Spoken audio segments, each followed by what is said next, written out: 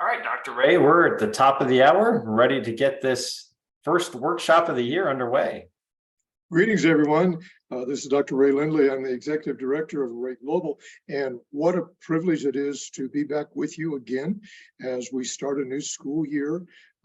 We hope that we have planned some really outstanding workshops for you this year, and of course, we have an outstanding one to give to you today. I just want to remind us all of something that's very important, and that's this. Last year, we need to let go of it.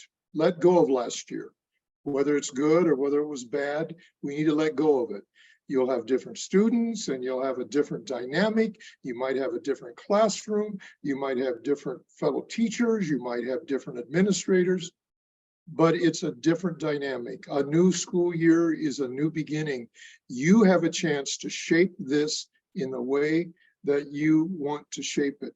Learn it, love it, laugh at it, have fun, and enjoy it. Great to be with you again. And we have a great presentation today that we'll give in just a few moments. And Dr. Jake, I think you have a few things to say also. Yeah, a few different things. Welcome, everyone. It's great to be with you this August, this first workshop of the year. We're excited to see many of you returning to come to our workshops. And we welcome you, and we welcome the Grovers also to be who are going to be presenting to us a little bit later on.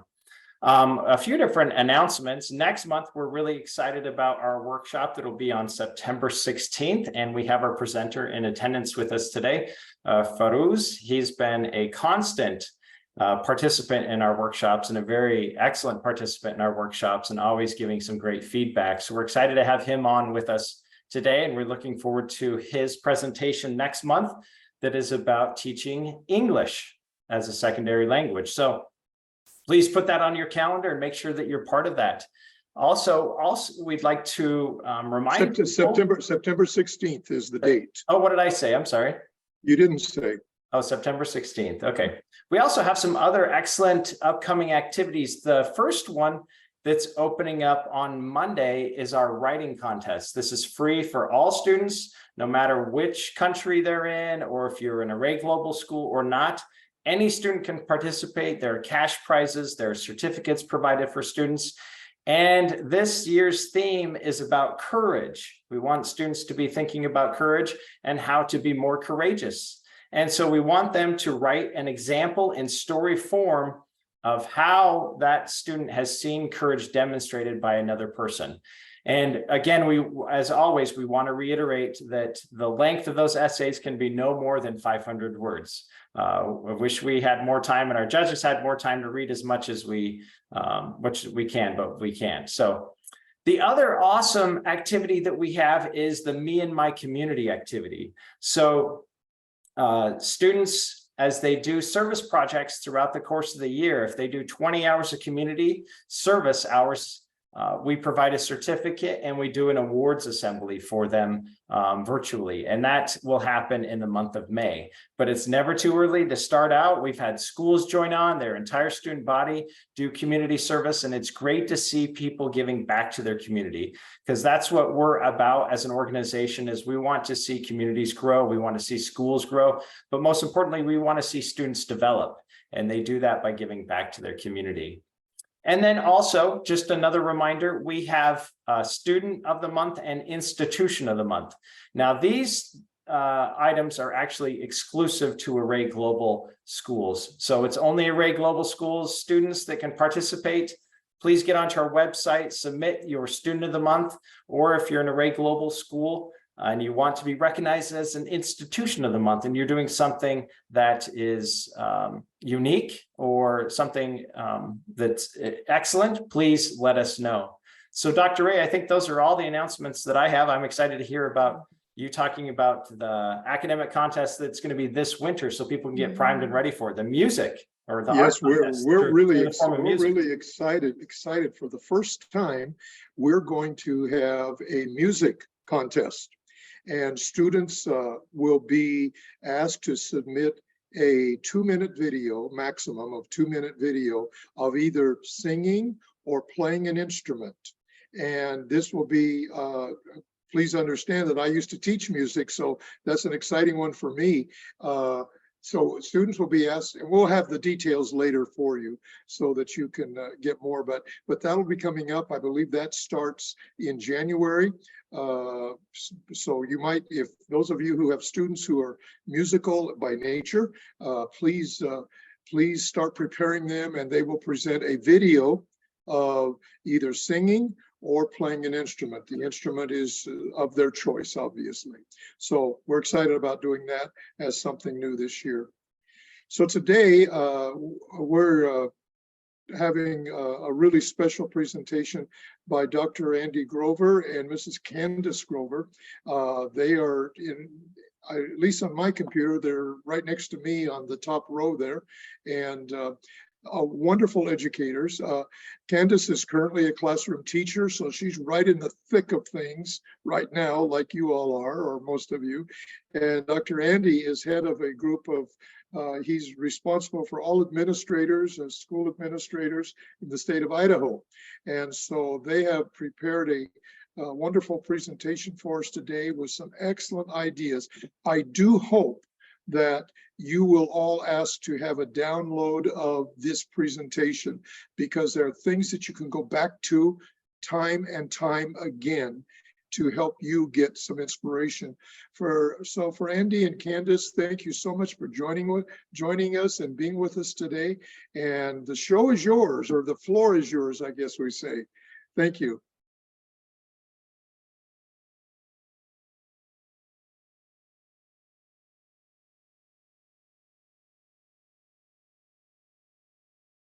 All right. Well, thank you. And thanks for the introduction. We are super excited to be here. We've spent our entire lives and careers in education. My mother was a teacher, and then I went through the teaching, and I taught history and government for about 9 years, and then got into administration and worked my way through all the different administration pieces. And then as Dr. Ray said, then I became work at the state level, working with all the administrators in the state of Idaho. So education is definitely a passion of both of ours. And let me introduce my wife, Candice, and she can tell you a little bit about her. So I've been a classroom teacher. I started with early childhood. I do English language arts. I work with curriculum. I've worked in accreditations, and actually now I do work in accreditations as well as working online in the classroom. So I have lots of exciting experience. I'm a fan of all of you as educators and that choice you've made. I do have to also say that we have 3 daughters. One is an elementary teacher and one is a secondary, or a college university professor. So we are educators and definitely have a passion for that. So thank you so much for your time today. I'm kind of interested in that background behind your photo there. Is that something real, or is that just a photo? No, that was up in Secaucus in Saudi Arabia. And Thought maybe. Okay. Yep. Secaucus, Saudi Arabia. Yes. So we do spend some time all over the globe. We haven't done as much since COVID, but prior to COVID, we ran around all over looking at educational institutions around the world. So, we miss everybody, that all our friends that we have in the Middle East. So it's good to see some of you online. All right, with that, we're going to get started. And the first thing is we just want people to be excited. In Idaho, we have roughly 350 schools, and we have, of those, about 55 of them started on Wednesday. So all the kids came and got ready and went to school. And we have a grandbaby that lives in Texas that is 5, and he went to school for the first time this week as well. So I'm gonna let Candice tell you about that. So he has been really excited, and then he got nervous, and I'm sure you've seen this, but we're talking to him, and and eventually he says, "Oh, Mom, I don't want to go," and that has been his feedback. And then this represents what he was welcomed with. And I just want us all to really think about that and what we're doing, and that picture of what he walked into and how that felt to him, and how he was asked about himself and able to share that. And he came home and said, oh, I can't wait to go tomorrow. And every day last week, he was up at 5, a 5-year-old, dressed himself in his uniform, shoes on the right feet, and he's ready to go to school. So that is thanks to all of you, right? That's thanks to the educators and what that space feels like for him. Yeah, and I just want to add on to that too, that while he's so excited and ready to go, and this is something new, his mom is bursting inside because she's losing her little 5-year-old baby to something brand new, and it will never be the same, right? She's now giving her most precious commodity over to folks like you guys and folks like us, and it's our job then to nourish and to strengthen that child and try and teach them everything we possibly can. So I just want you to remember, as you get that first day of school and you get the excitement of the kids, remember too that there's parents out there that aren't as excited because their lives are changing. So just be aware of that. All right, we got a little video for you, just to kind of start this off with. And this really focuses on what the students say about you. Teachers matter because we learn different things every day. They push you to always believe that even if something is hard, you can still achieve it. They're constantly encouraging me, and they're trying to make me reach that stretch goal. My teacher has taught me to worry about my education, what life will be when my future if I don't finish high school. Mr. Coffee's taught me how to count. She's definitely taught me to not be biased. He's taught me some great science. She makes me look for more sources. For me to see that somebody was just like me and was able to succeed, she has inspired me to be a better person. I know. Having a great teacher makes things possible. He's my dad, he's my mom, he's my friend, he's my psychiatrist. He kind of believes in me unconditionally, so that way it's easier to believe in yourself.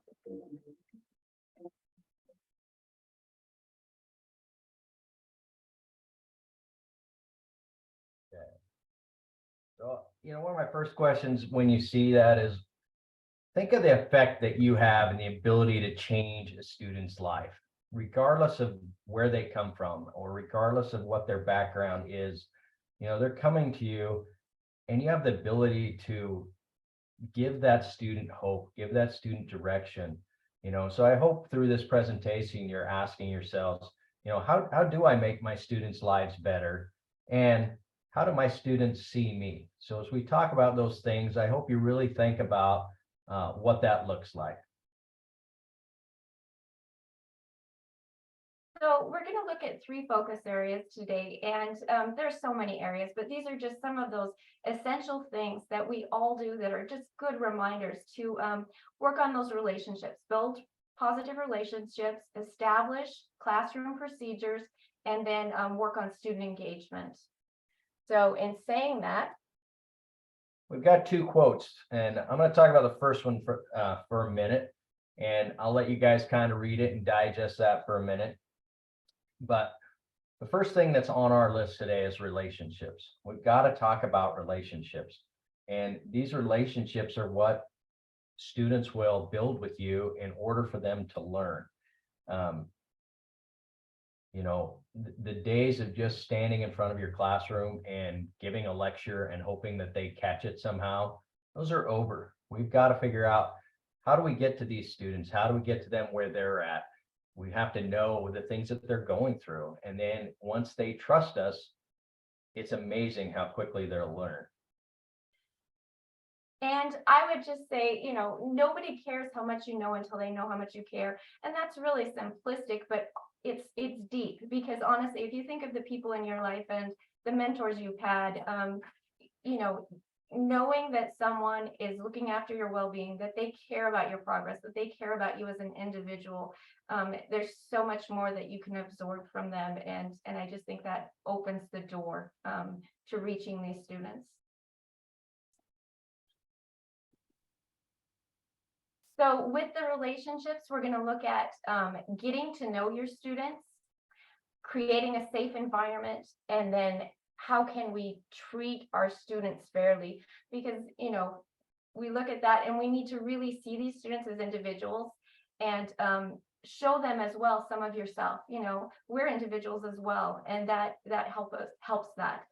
Without safety, it's difficult to learn, right? That's one of those base elements. And then each student really deserves the fair treatment within the classroom and the equal opportunities to learn and to succeed. All right, here's a little bit of research. So we're going to start with a little bit of research. That was me. There we go. And this is out of the Harvard Graduate School of Education.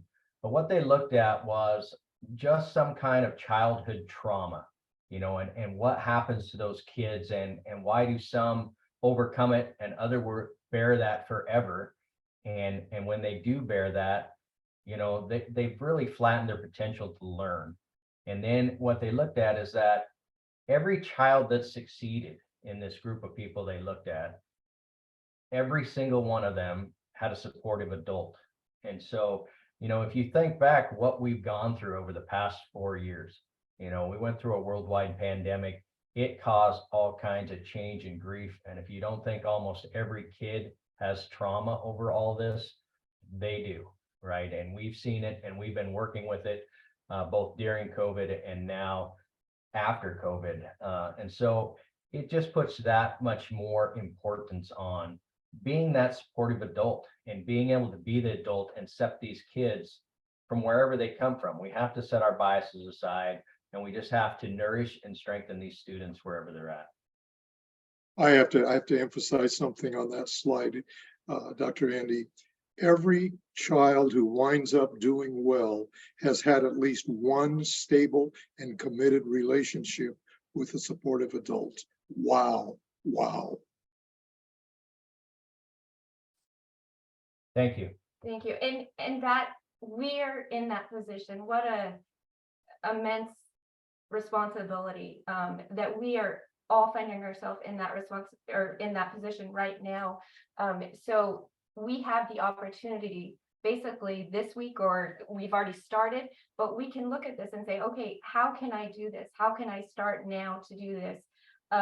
So we'll give some more concrete examples as we go, but this is where you are. We can use the student's name. You know, there's research behind that in people hearing their names, you know, and, you know, elementary things look different based on where we are as well, but we can have those names posted. We can have those names recognized. It feels good. It feels good to come in a classroom and be recognized. Your first week activities, please think about what those are. What are you doing with icebreakers? How are you getting to know these students? How are you finding out about these students and building those relationships and that foundation of trust in the first week so that they can learn, so that they can be settled and open themselves up to the knowledge that you have to share with them. And then also one more thing that we'll touch on, but exit tickets. It's not just about entering the classroom and how they enter, but it's about how they leave and what that feels like. And are we checking in with them in some way as they leave? These are just things that I'm sure many of you are doing, but let's think about, you know, just check ourselves and remind ourselves of maintaining those. And I'll just add too, is while we're talking about getting to know your students, this works for all relationships within the professional world. You know, when I became an early young principal, the first thing I did before I ever met with the new staff is I memorized every one of their names. I had their picture, I memorized their names. And I can tell you, when I went into that very first meeting and I could call each of them by name, it had an overwhelming impact. And the same is true for your classroom. If you know those kids' names, you know, and in most cases, we do have a picture of those students, and you can call them by name right on that very first day. They're like, holy cow, this person really cares about me enough to learn who I am before we even get started. So, you know, it's really important to start that building that relationship and building that trust with just simple things that we just talked about. Right, one of the things we do want to just touch on basic and real quick, and these are again things that you're probably already doing, but again, it's the first of the year. We just like to re-emphasize some of these things, and this is having an equitable classroom environment. I mean, you might have 15 to 30 kids that come from 3 to 5 different countries that have different cultures, different beliefs. You know, how do you create something that allows each of them to be themselves and allows you to build a rapport with them? And so some of the things we talk about is use random response strategies. Well, that's something like having every student's name on a popsicle stick or something like that you draw out of a cup. And so that you're not just calling on the same person all the time. You know, that student that when you ask a question and everybody raises their hand, that's easy, right? They're the easy go-to and you can move on. But what we want to do is include everyone. And so if you have some type of, you know, random response strategy where, again, like the popsicle sticks, it just engages everyone and they know that they're going to be part of the discussion. You know, you got to add challenging questions. Yes or no questions just aren't going to give you much. You're not going to know whether a student knows it or not. You got a 50-50 chance whether they know it. You have to ask these higher order questions and really get into, do they understand what we're talking about? Or are they just regurgitating what they memorized? You know, are they really learning the material? And that goes right along with assessing the students, right? Again, what we used to do is at the end of our time talking in front of everyone, we gave them a piece of paper and had them take a quiz or a test. And that's what we did. And if they got all the answers right, nice job. Well, that's changed, right? And that's changed when we're teaching.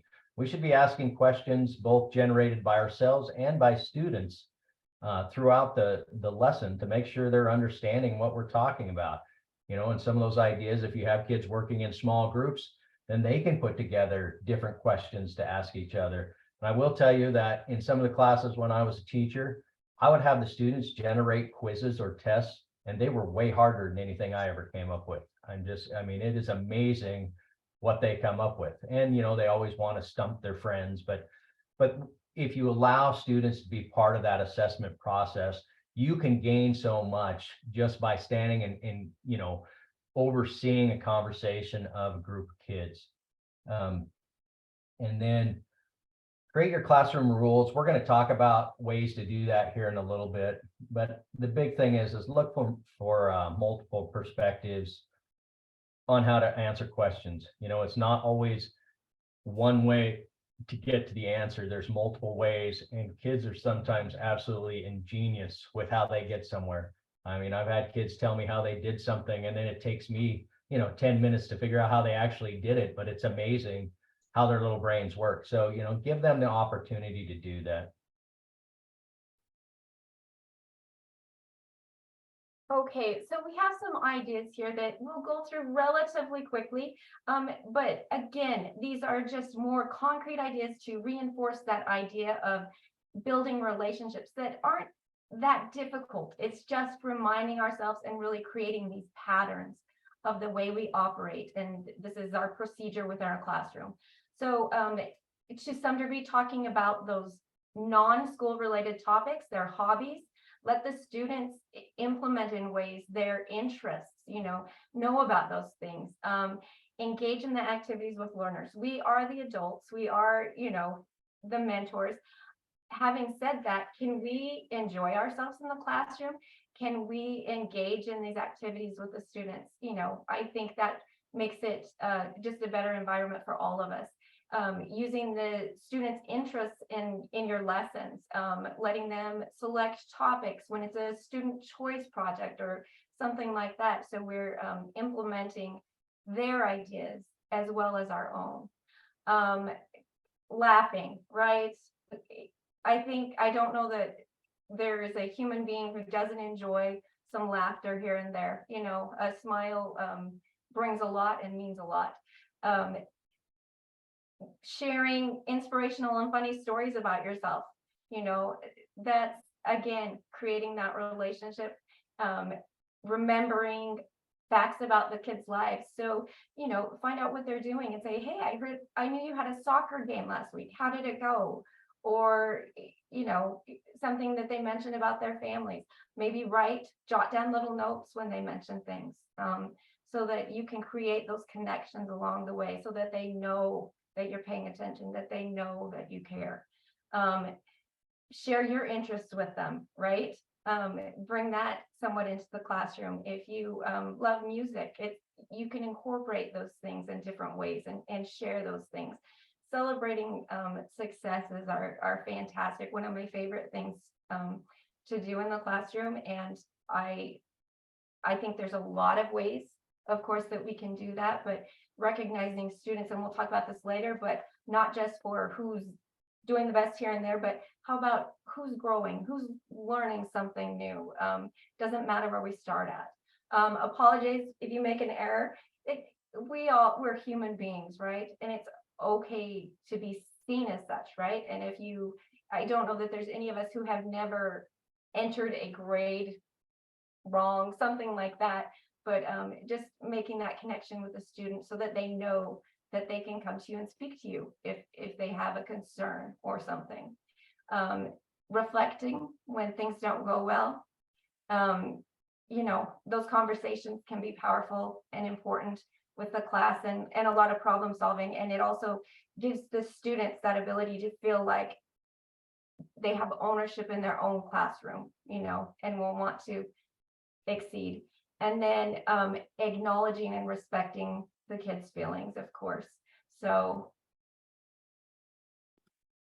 Candice, there was an interesting question that came up in relation to this last slide. High school student who has to take a class, who he or she doesn't really like the subject matter. How do you engage those students in something that's not of their interest? I could tell you what it was for me in high school, but I won't say that now. But how do you engage a student who has to take a subject because it's a requirement and doesn't really like the subject? I think some of that is, from personal experience, talking to them about what they do like first, if that makes sense. Say, what are your interests? What are your goals? And how, sometimes it's about what do you have to do to get to that goal? And even recognizing, I know this is hard for you, but I bet if we do this, you can get here. Setting, and we'll talk about this as well, but let's set small step goals with the student, letting them know it's a safe place to be. I'm sure there are multiple. And the other thing is, I don't think there's a one size fits all for any student because they are individuals. But being willing to work and go back and try again with the student, I think is crucial. Not give up on them and see what is effective. Good. Thank you. Yeah, and I'll add one other thing. We had a group of students that just did not like math, and these were high school students. They did not want to take geometry. They were bored out of their mind in geometry. But a large group of these students were welders. They were learning how to weld. And so we took the concepts of welding and welding heat to metal and having it bend and tied it to geometry. And all of a sudden, all these kids went from absolutely zero interest or engagement in the classroom to saying, holy cow, this ties to the things that I really enjoy. And so when you find those things, the book that you're using is there to help you with the concept of whatever you're doing, but you can take that concept and tie it to whatever interest your kids have. And you just really have to kind of think outside the box sometime to get these kids engaged in a subject that they may have no interest in. And sometimes that's English, sometimes it's math, sometimes it's history, but it's amazing when you get a group of kids, or you can turn it back on the kids and say, well, take what you do and what you love and figure out how to put this concept in that place. So I think there's lots of ways that you can help engage kids within that situation. And certainly project-based learning, right? Letting the students kind of have a bit more, you give them the requirements and let them show you how they can display that mastery of that, or choose their own subjects. I've read many research papers on dirt bikes or mechanics that are not my strengths or my knowledge, right? But that's what they're interested in. So are they going to be more attentive and interested in completing a project if it's based on something they're interested in? Absolutely. So. Right. One of the parts with relationships is really keeping the parents informed. And this has always been important, but I will say, especially since COVID, this has risen to an all new level of making sure you're working with parents. And what we're finding is we can either work with them up front when we have the ability to make them our allies, or we can wait till they're mad at us and then it's a whole different conversation. So what I would say is that find the ways to build that same relationship and rapport with parents. If you have a kid that's unruly, talk about the good things with the parents and then ask them, hey, how can I do this with this student? Get them sit down for 5 minutes so we can have a lesson, or, get them to participate in some way. But if you have that parent in your corner already, it just makes it easier. And parents, they're very involved in their students' lives now. I mean, COVID really did push parents into and make them active in their students' education. And again, good or bad, that's where we're finding the parents. And, I capitalized in that communication because you can't communicate enough. You've got to get the messages out to parents. If there's a test, or an assessment of some kind on Friday, let the parents know it's coming. There's so many ways to do it now, and we have lots of programs that if the parent gets on and looks at the program, they can see everything their kid's doing. Well, they don't do that, right? I mean, we have those programs and we hope that they do it, but they don't. We have to find active ways to reach out to parents, and we can do that a number of different ways, and it doesn't take very long. Some examples we have of communication, which, this depends on what's available to you. There might be processes in place in the schools that you're at. There are apps, right? WhatsApp. I've seen or participated in lots of take-home folders where you're sending something home with the student with notes in it, information on their progress, information of events coming up, and then you're asking the parents as well to sign that before the student comes back to class. We have agenda books that some of the students have, which are, basically a calendar that again is providing again that physical communication going home and back with that parent.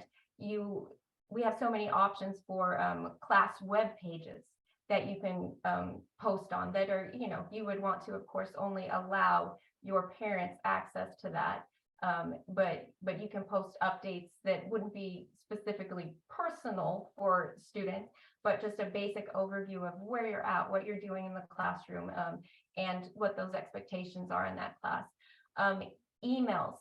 So I have seen a fantastic idea that I love of students being accountable every Friday. And they're given a few points for this. So they're giving some credit for this, where they write an email update to their parent based on what did I learn this week? Am I missing anything? How did it go? Do I have any missing assignments? And this email is then sent to the parent, and it's also sent CC to your teacher. So your teacher's seeing the information that's being sent home, but it gives that student also that reflective piece of where, okay, every Friday I'm going to be reporting my hopefully successes. And I think that's important also to note. We're going to write success emails to our parents every Friday so they can see the growth we've had, but it also can give them that honest report of if there's some struggles or some work missing. So anyway, I think that's a fantastic tool if it's available to you to consider something like that. And do you have them copy the teacher on that email? Yes, exactly. And so the teacher would then, review it, because obviously you would hope a student would never, ever say anything that isn't true, right? But you're double checking that information. The student's aware of that, and then they're getting whatever credit for that weekly, and it's double eyes on it. Hopefully the parent's getting more information. You as a teacher aren't actually having to physically write that many emails each week, and it doesn't need to be each week, but anyway, I've found that to be a successful tool. Yeah, and I just wanted to add, as an early administrator, what I found out is that the only time we ever called home was when there was an issue, right? So when little Johnny or whoever got in trouble, boy, we were calling the parents to say, hey, you got to help us out. And so again, I required my teachers early on that they had to call at least 2 parents a week and give them a positive report. And you can imagine when we first started this, how popular that was, right? Because I'm asking them to do one more thing that a lot of teachers are very uncomfortable with, getting on the phone or trying to reach out to a parent and saying, here's what your student's doing well. And I'll tell you what, it throws parents way off, right? I mean, when they get a call from the classroom teacher and they're like, hey, we just want to tell you, your kid's doing amazing. I mean, what they do in whatever, it's awesome. And, it took us about a year, maybe a little longer.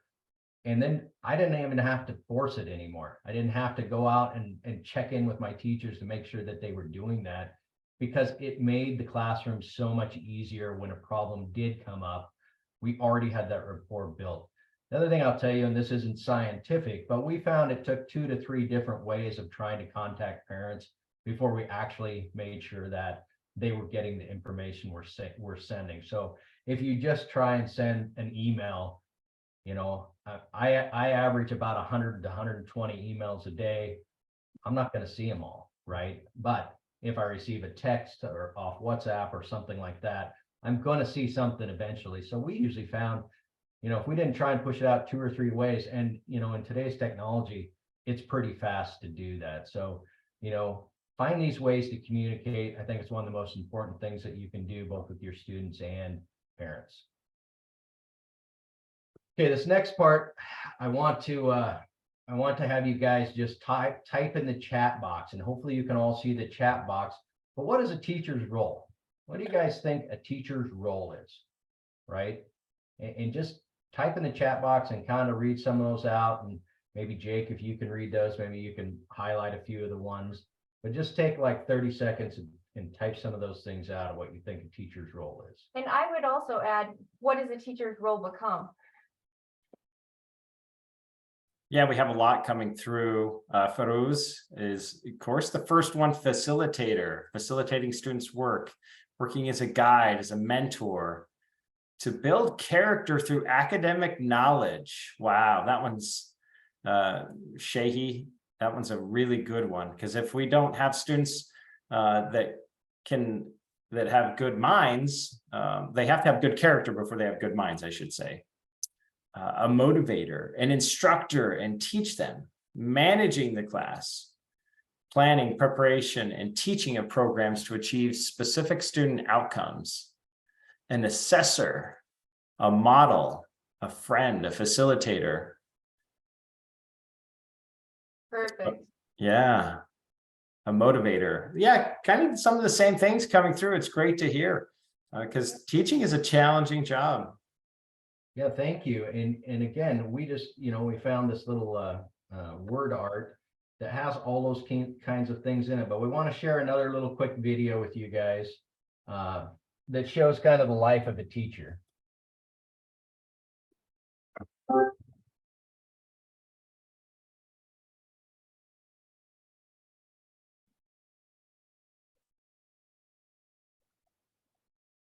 Morning, Rod. That's good, mate. Very good. Sit down. 10B, here's what's happening today. So, what's in the periodic table? Elements, right, good. Can everybody give me an example of an element? That's why I say the cheapest. But that's the kind of thing that we're looking at doing. Okay. Okay. Hands down, let's try this a different way. Move your shoulders, more energy, and you're getting further apart into a liquid. Very good. Stop. Good.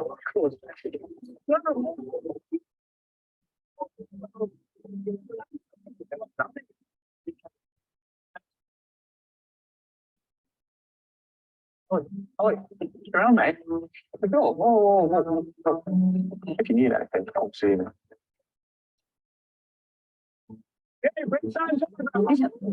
So you're 11, 4 weeks until your exams, and I want you to do as well as I know you can stop right now. So what does that mean? I don't know, sir. You put down what you think.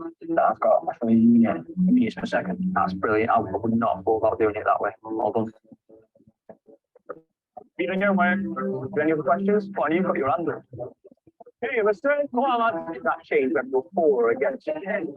It's this one. Look a bit closer. can't see the gases, but just don't push it at the lid. More energy, more energy, more energy. Really good buddy, that. I'll be teaching everybody else to do. Yeah, exactly better. Nice one, sir. See you tomorrow. See you tomorrow.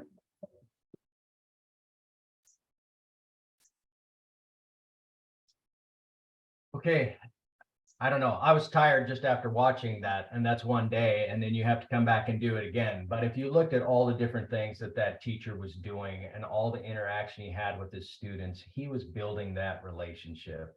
And if we kind of look down at building peer relationships, you know, this is just going to build the emotional support of each of those kids. And if a kid has someone to go to, that makes all the difference in the world. Because again, we don't know what their home life is. We don't know if they have one parent, you know, if they live with their grandparents. We don't know what their home life always is. But we do know that if we can become that person that they can go to, it will change the way that that student learns. So moving on to just realizing that within your schools, you have a whole system of support. And as you develop the relationships with the peers around you, we each have our own knowledge, our own strengths, and there's just so much support that you have within your school buildings. So I hope that you're reaching out, you're sharing your ideas. Teachers are fantastic at sharing resources with one another, and it's just a whole community of growth within your own school. So this also, when we use our peer relationships within the school, it does contribute to the school improvement and the moving forward of that whole system. So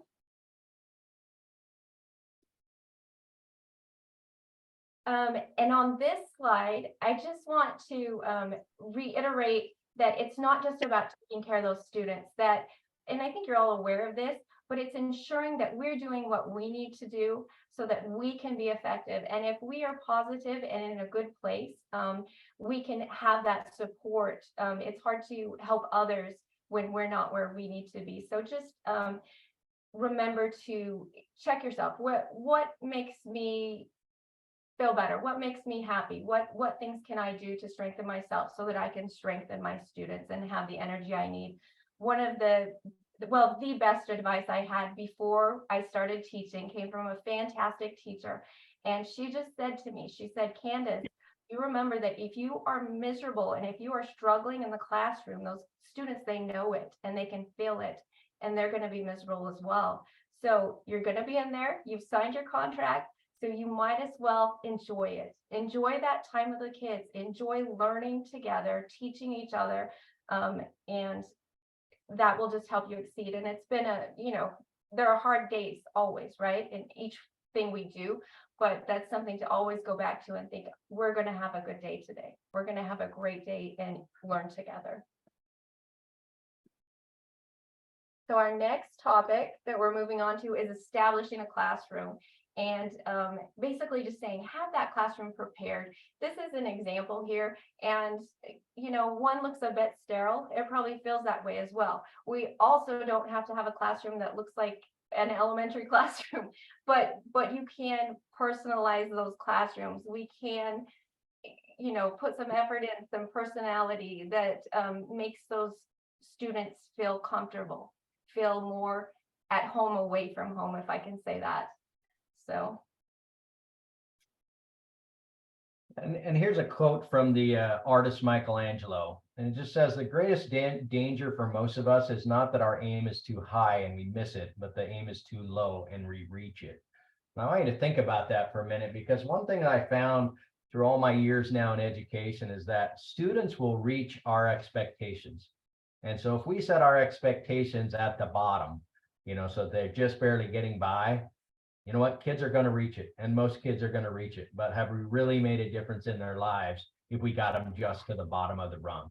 If we aim for the very top of the ladder and we only get, a few points or a few rungs from the top of that ladder, imagine what those kids have learned that year and how exciting that can be.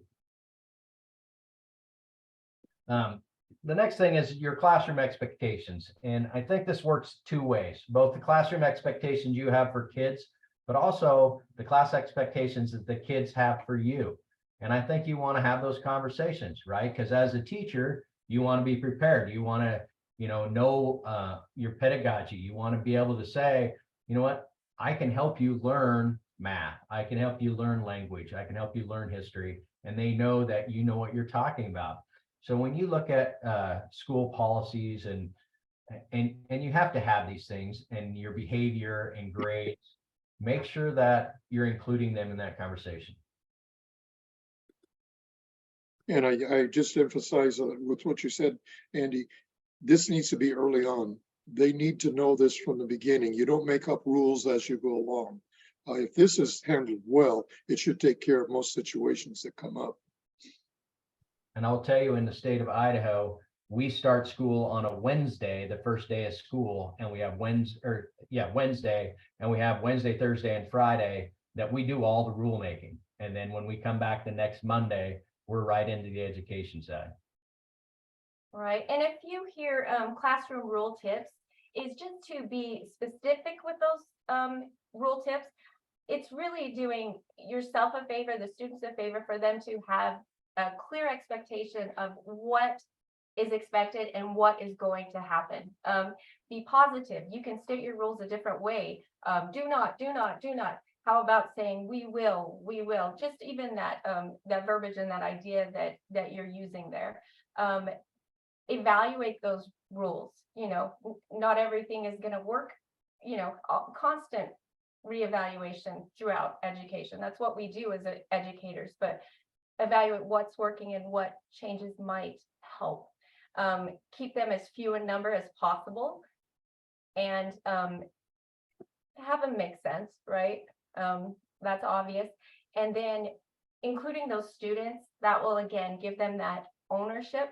That certainly doesn't mean we're going to let them make all the rules, right? We're going to have some ideas going in, but having them implement and take some ownership of the classroom in what do you want your learning environment and your classroom to be like, so that you can all learn. So, and I just want to touch on making sense. I had a student that was on the autism spectrum, and I taught high school, and they could not sit down. I mean, they just could not sit down. And this student was probably the smartest student in the class, but couldn't sit down. Well, one of our rules was you stayed in your seat, And so I pulled the student aside. I said, look, what can we do with this? He was in trouble in all his classes because he couldn't sit down. He said, if you'll just let me walk in a circle, I'll be fine. And so the next day I moved out the desk where he sat, and he walked in the circle and he would yell out the answers. But we fixed a really easy problem, but it was a rule that didn't make sense for him because he physically just couldn't sit still. That was part of his diagnosis on that. So, make sure that the rules make sense. this is a somewhat in-depth behavior management example. So I've seen lots of examples of this. Sometimes it's as easy as pulling, having cards for each student where there's a red, yellow, and green. So they go pull their card if they're off task, right? There again are lots of ways to do this. We can have that as in a chalkboard. What I think is really crucial with this is if students are off task, if it's just proximity, moving closer to the student, and then they change their behavior, that's fine. But having them know that once they've started a behavior that is not, a crucial behavior, that if they change that, we can go back to, okay, you're okay now. We'll give you your green tag back because you've changed your behavior. You're with the class. You're on task. So having that system set up for your students so they know again what to expect, and the other students expect it, then you're in a good space. I would just add one more thing. I spoke with my daughter this morning with the 5-year-old, and she said, I asked how it was going, and she said, well, Bennett said that not all the students are observing the school's expectations, but he couldn't quite pop out expectations. He couldn't say the word, but that is what he's learned. That certainly isn't something my daughter has taught him. He has learned that in his school in the first week, and he knows to repeat that we are going to observe our school's expectations. So I'll just add to this, is why we're changing slides, that whatever you put in place for your classroom rules, you have to consistently do them. You can't do them on Monday and then not on Tuesday or Wednesday and then try and do them again on Thursday. You have to be consistent with whatever your rules are. And I mean, I think lesser is better, but set whatever rules you want, just make sure you're following through. The next thing is that you've got to keep your classroom safe. And this is both physically and mentally. You can't have stuff in your classroom. You can't have alley or aisleways blocked with whatever, with carts and things like that. You got to keep the environment of the classroom clean so kids physically are safe. And then the other part that's probably even more important is this mentally safe, right? And that deals with how you talk to kids, how kids talk to each other, making sure you're using respectable language. There's so much bullying that exists in the world today. You just can't, you have to stop that the second it happens. You just have to let kids know this is not appropriate in this classroom or anywhere for that matter. But you have to stop it right then. You can't let it go on. You can't make jokes about kids because while they might laugh out, initially, it could tear them up inside. And so, you just have to make sure that you're using that respectful languages and you're making all those students feel part of the group and that your biases are gone. And then if you have fire drills, anything like that, that you practice those regularly so kids know where to go in case of emergency. And then again, this is just a quick little quote that when students feel safe, they're truly ready and able to learn.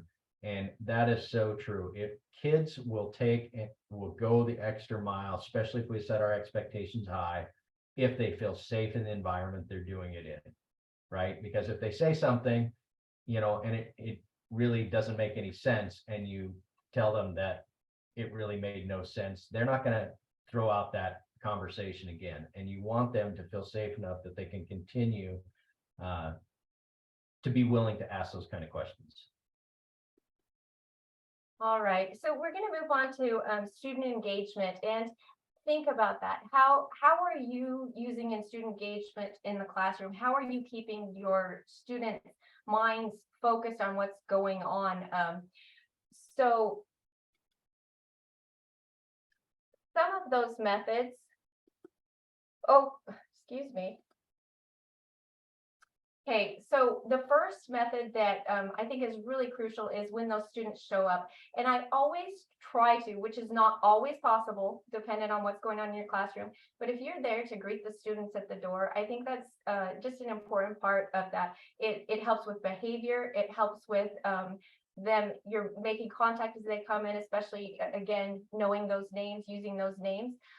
Using movement within the classroom. I am a big fan of that. Having said that, I think the kids need to know what to expect and when they are going to move. What groups do we have? Where do I go? You're teaching them that the first week. So they know when they need to be sitting in their desks. They know the signs to get up and move around and do something. And then they know also when it's time to go back to their seats quietly. Doing group work and projects, that's always a kind of a prize at the end of my school week. So on Fridays we do group work, and something that's been important with that is defining roles within that, because the students will say, oh, well, so and so, I had to do all the work and they didn't help at all.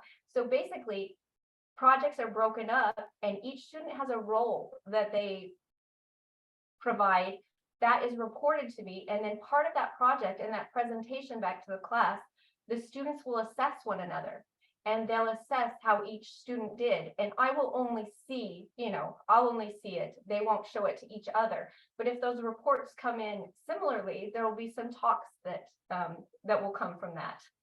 So, but then the students are working together. They're able to be creative, and then they're able to also assess one another and their own contribution. Right, and then there's student-led activities, and I don't know why little pictures didn't come up on Nope. this slide, but there were little pictures, so we didn't make this really small just to hurt your eyes, but it didn't come up, so I apologize for that. But when you look at student-led activities, it kind of goes along with group work, but the only thing I want to add to that is, you got to make sure as a teacher that you have it planned out, right? So that when you're ready to go and you put kids in activities and say, okay, you know, here's your different assignments, go to work, you have that planned out. If you just put them in a group and say, go for it, it doesn't work, you know? So as teachers, we have to have that all prepared beforehand before we move on. And then we've already talked about questioning some, just making sure that they aren't simple yes and no questions, but compare and contrast, you know, how does this tie to this? How do, you know, how does this particular math problem tie to, you know, riding your bicycle or something like that? But make kids think, make them ask questions. And then the last thing is allow kids to bring in their personal interests.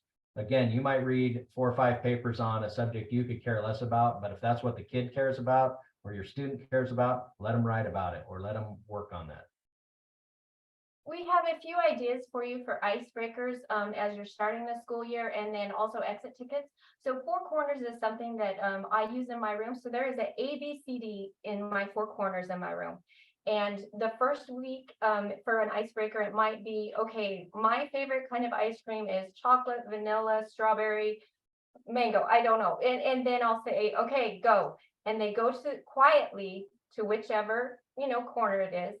We kind of get to know each other, but we also use that 4 corners throughout the year. It may be, as we talked earlier, about those students writing questions for practicing for their exam that's coming up. So they're going to write those review questions, and we will do, you know, a review using those 4 corners. There's all kinds of implementation, but it lets the student have the movement in the classroom and then go back to the seats. And they know that we do this quietly. We move quietly, and then when I give the signal, you go back to your seats quietly. We also, you know, we saw Bennett's Get to Know You graphic organizer. I think, you know, that's a fantastic tool. There's so many different things available to us. Classroom art that we can, you know, post for the students, displaying who they are, their art, what they think. I had a talking stick. I have a talking stick in my room. And when we have classroom discussions, we'll pass the talking stick as a, you know, a method of keeping the conversation intact, but also I'm the one speaking. Everyone please listen to so-and-so. They are important, and what they have to say matters. And then when we're talking about exit tickets, so a lot of this is during the classroom and when they walk in, but when they leave the classroom, we want to know, did we teach kids today what we wanted them to learn? And so there's different ways to do that. The thumbs up is basically just ask the kids, you know, did you learn it or didn't you learn, right? And you can gauge that real quick. Another one is Post-it notes. Just have each of the kids with Post-it notes and they can write something. And then kind of a fun one now is you build a big billboard, you know, and you call it the tweet board or whatever, and kids write on there a little hashtag, I got it or whatever, and they put it on the board when they walk out. Or you can put a stoplight, and you know, and that for in the US is green, yellow, and red, and the student will just put something on the green, yellow, and red, whether they got it, they kind of got it, or they didn't get it at all. And it's easy for you then to gauge, you know, what did I learn off of those quick exit tickets. All right, I think we've got 2 more slides. So one of the things we want to talk about is growth, meeting your student where they're at when they come in the classroom. And I always just want them to know that it doesn't matter to me where you're at, it matters where you go from here. So I collect data and I monitor the students, I monitor their progress, and I involve them in that. So that each week we're meeting and saying, okay, I'm here, this is my short-term goal. And then this is my long-term goal, maybe for the semester.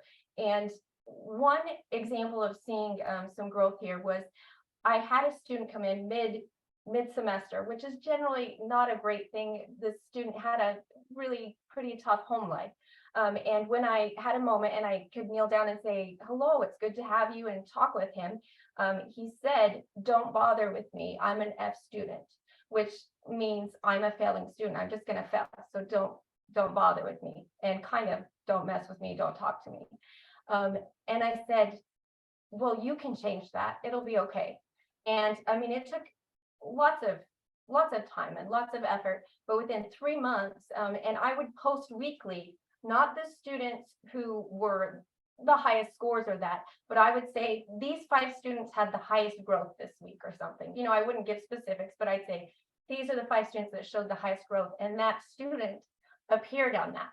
And the next time I met with him to go over his goals, he turned to me and he said, Mrs. Grover, I thought I was dumb and I thought that I couldn't learn.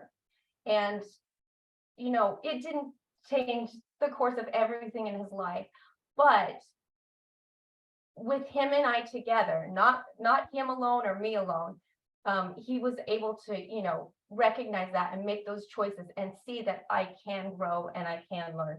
And that's, you know, that's just the crucial part of teaching and being an educator.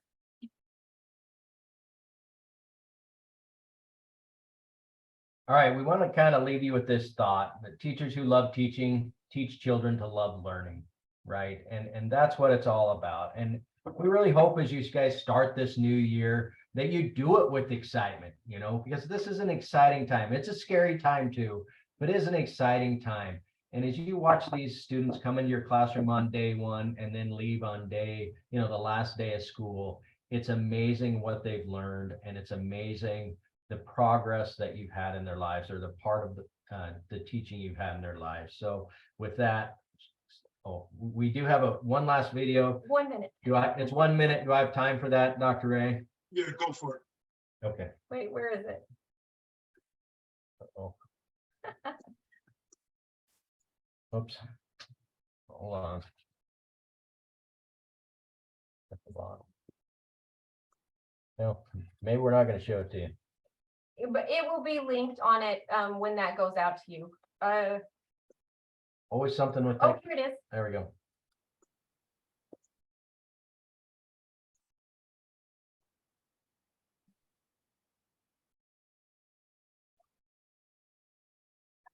Dear teachers, a few years ago, my daughter entered kindergarten. She came. Try that one more time.